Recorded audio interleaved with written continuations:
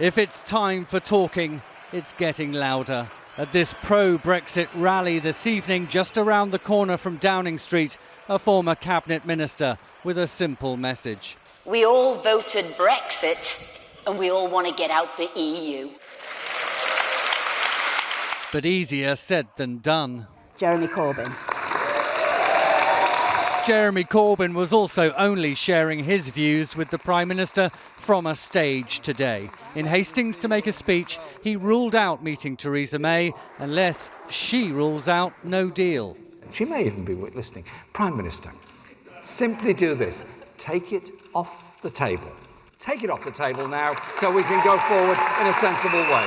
But with the public impatient, shouldn't politicians just simply get on with it?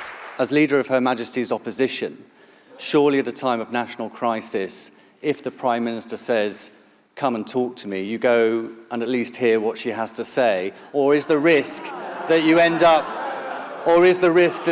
with her looking reasonable and you being portrayed as a wrecker? The process of the last month has been one of threatening people by saying, well, if you don't vote for this deal, then it's no deal and it's going to be the crisis of no deal. The Prime Minister replied to Jeremy Corbyn today in a letter, saying, I note that you have said that ruling out no deal is a precondition before we can meet, but that is an impossible condition because it is not within the government's power to rule out no deal.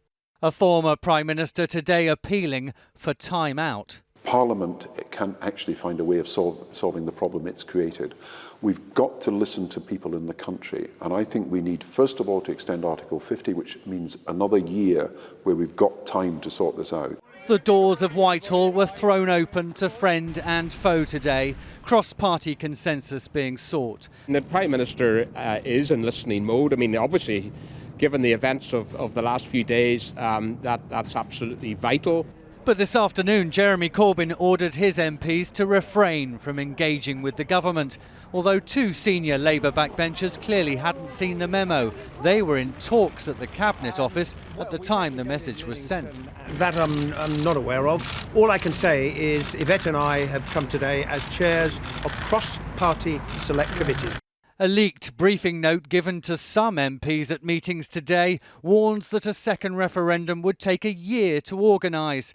So is the government really open to all ideas? This is a genuine offer to get sensible parliamentarians in the room to try and make progress so we get to a deal that delivers on the results of the referendum from 2016. There's not much time for talking. The vote on the new improved deal is scheduled for the 29th of January. Angus Walker, News at 10, Westminster.